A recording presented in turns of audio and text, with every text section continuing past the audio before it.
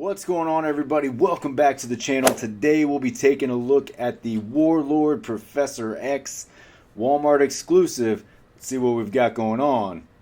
Let's check it out.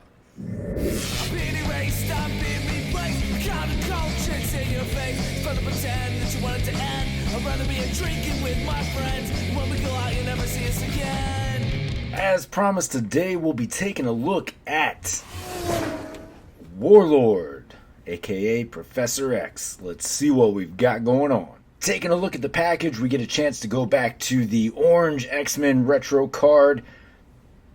I'm a fan of the retro cards, right? The only downside to these is the lack of baff waves. But for displayability, if you're an inbox collector, I have to imagine that these are kind of preferable to you. But as a loose collector, I don't care. Alright, it's a nice card though. We've got a good image of Xavier right there in the Warlord costume. His Shi'ar armor, as it so tells us right there. Uncanny X-Men, you've got that great logo. Call back to the 90s when we got these Toy Biz figures on cards.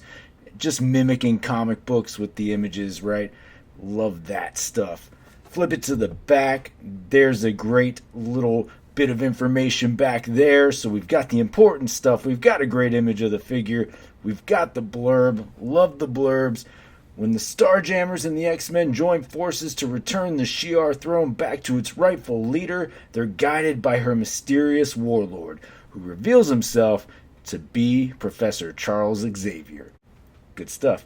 Alright, let's get him out of the box. Fresh out of the packaging, we have a figure that is pretty decent to the X-Men 275 inner pages. However, I wanted that damn cover version, right? Like, with the training suits, the little setup that's built up over there, I feel like that would have looked a lot cooler in the display. However, this does do justice to the inside of the book, so I think there's room, right? We're probably going to get that other version anyway at some point down the line. We've got a decent figure here. You're on the Sunfire Buck. Looks pretty good, right? We've got two head sculpts. The masked version, I like it a lot. It's pretty intimidating. The other head is a little bit on the creepy side. We'll take a closer look. Moving in closer, we can get a good look at the masked version. I feel like the eyes are a little low, and maybe that's just on mine. I don't know how these look across the board. I want to say that's probably just the one I got, right? It would be a little bit better if I could see the whites of the eyes just a little bit more. But I do like the metallic that we've got here. You've got this blue overlay on there, which just adds a little bit of shushed upness to it, if you will.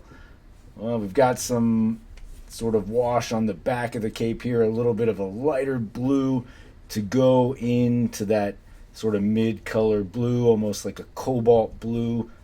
Great shade. I like it a lot.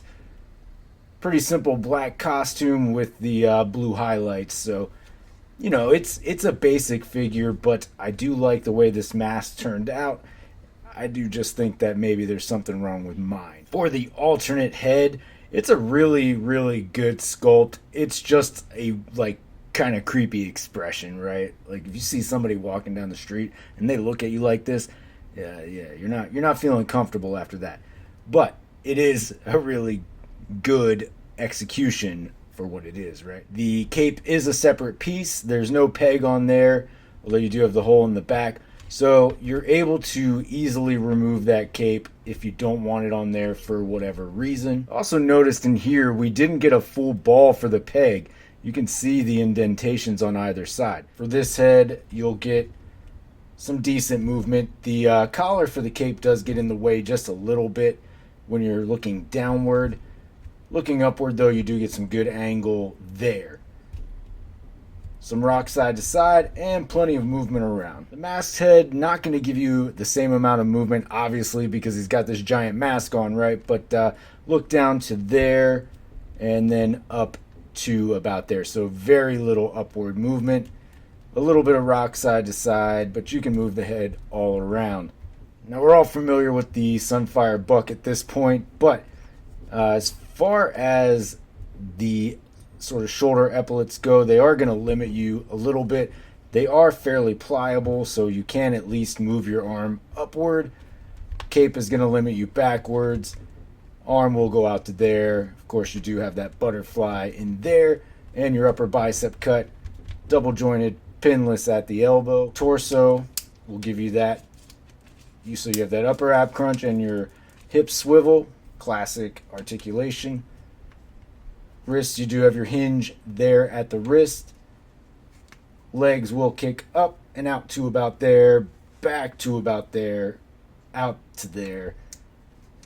You do have your upper thigh cut, double jointed pinless at the knee, boot cut, and then your hinge and swivel at the ankle. For your hands, you do get an open set of hands, and you also get a set of fists. For comparison, here he is backed up against Alondra. What the lovely couple they do make, but they do look good together. The silvers and blues certainly do match one another, so that is very nice to see. And then here he is backed up against Forge and Psylocke, just to give you an idea how he's going to pair with those training suit packs to give you that X-Men 275 look. Gives you an idea of what you're working with here. Again, I do think it would have been cooler to get the cover version of the suit as opposed to the inner pages version, but you know we're getting the other at some point. Alright folks, well there you have it. There is your Warlord Professor X from the Uncanny X-Men number 275 from the inner pages.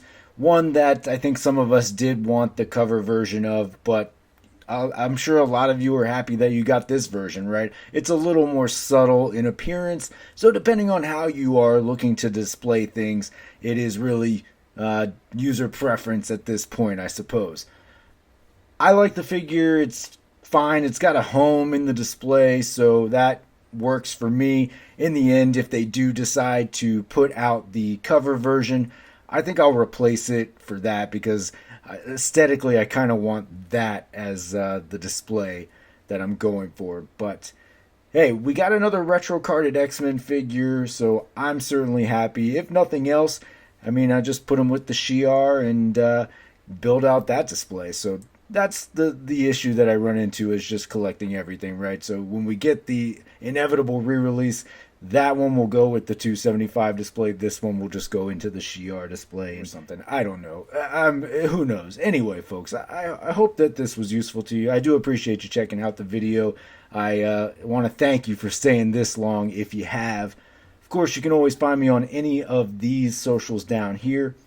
Most importantly, though, don't forget to hit that like and subscribe below. And until next time, take it easy.